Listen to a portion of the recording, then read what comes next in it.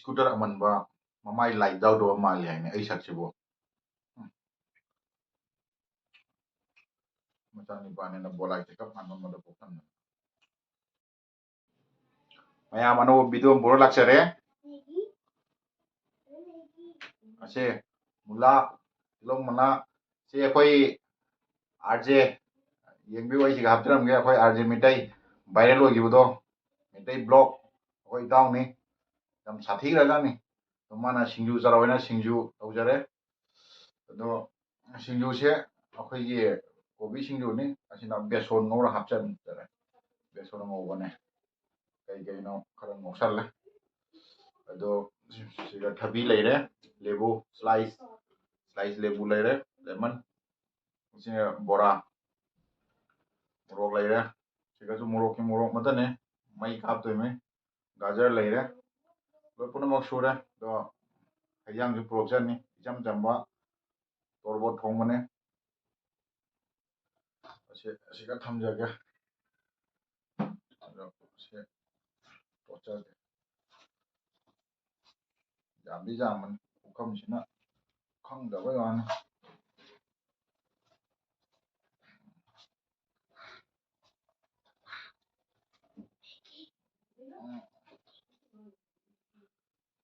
na thar ba chalo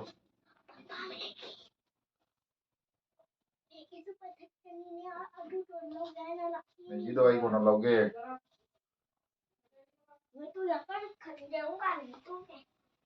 Sanju बाजार है और एक तख्ता बहाव रहा संजू जाएंगे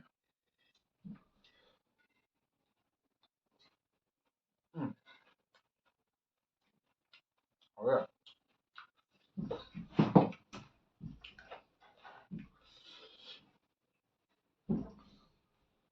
और देखा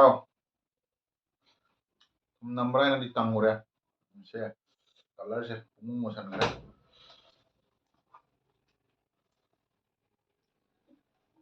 दो साहब हो जरा गया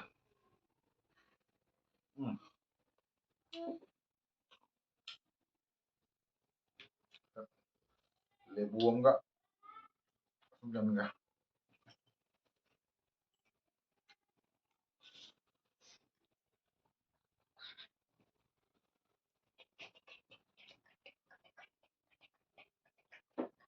बोमला ngari में हो गया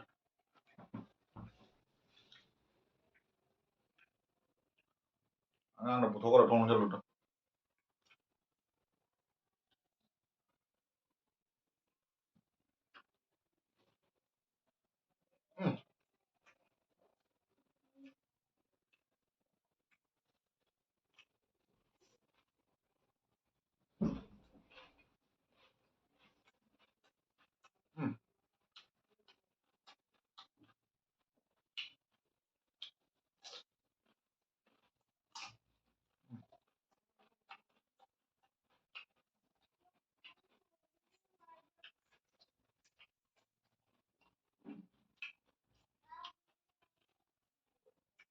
torbo thong mane awre hawai mangan maru ano buduga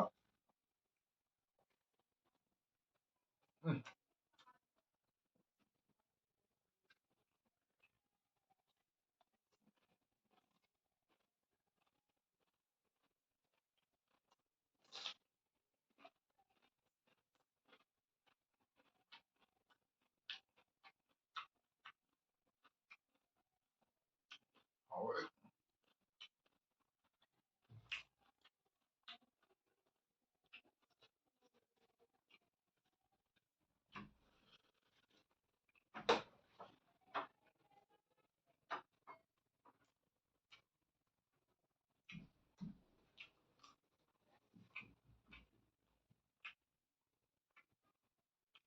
bi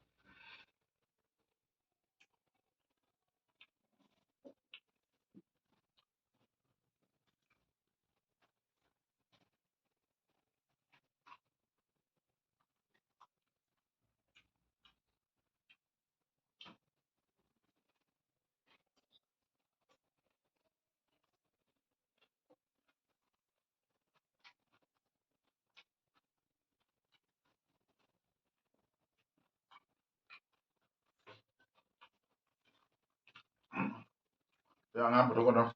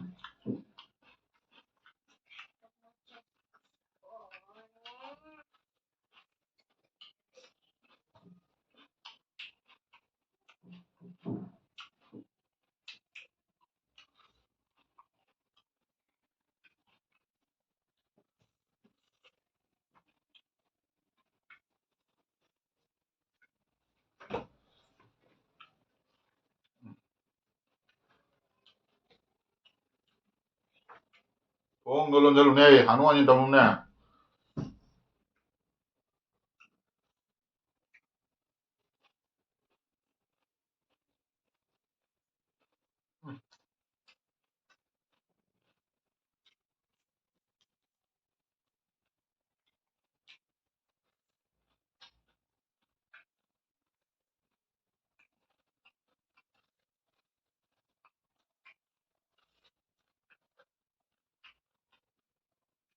Lagi, ini sini kerap mau nih.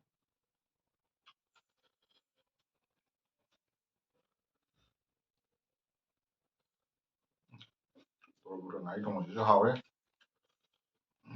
Apa mau hai tar ya? Mana pulau ndak.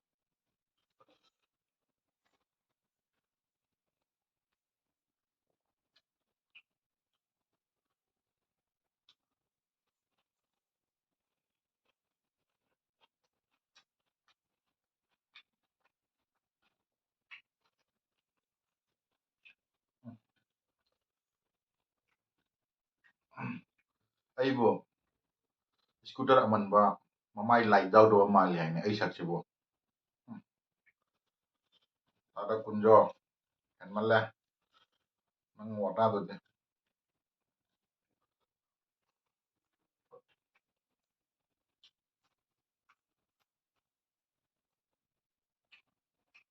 Macam ni panen na bola cekap anu ada bukan.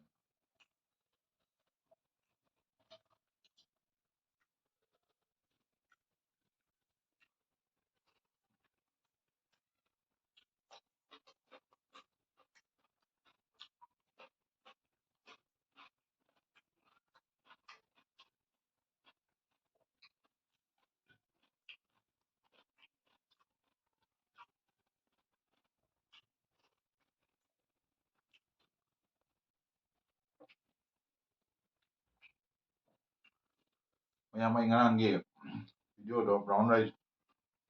Sabu do sak ni da suja salure, mamang na sabu do kamera do. Un tau jaram dre. Un di tau me do phalang on da kapsan da na, oi jungkhat le ram.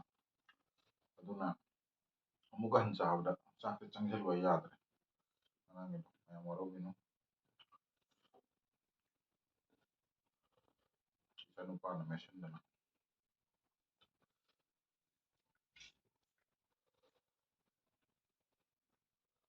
Sak channel ya.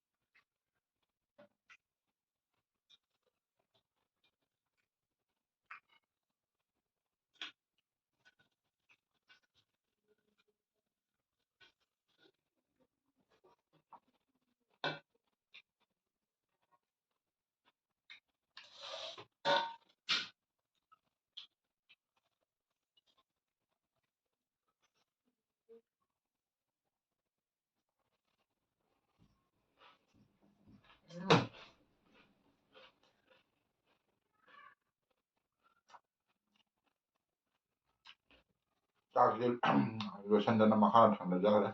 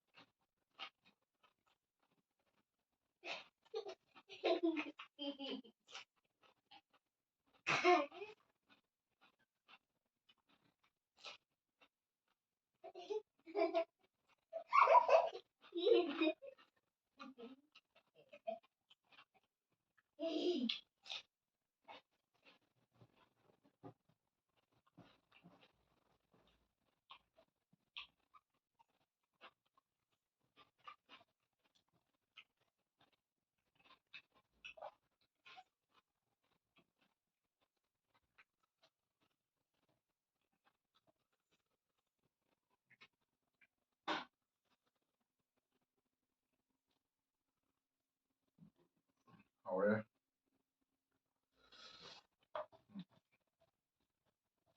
ꯀꯨꯝꯗꯧ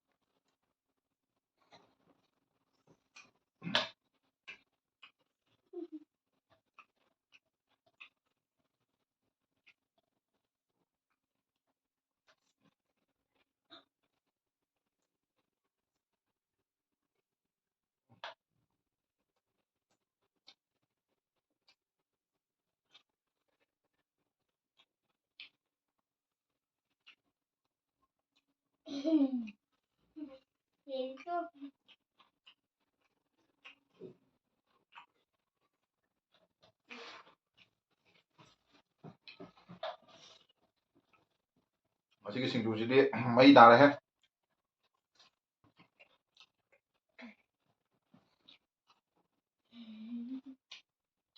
ꯃꯇꯥꯡꯁꯤꯗ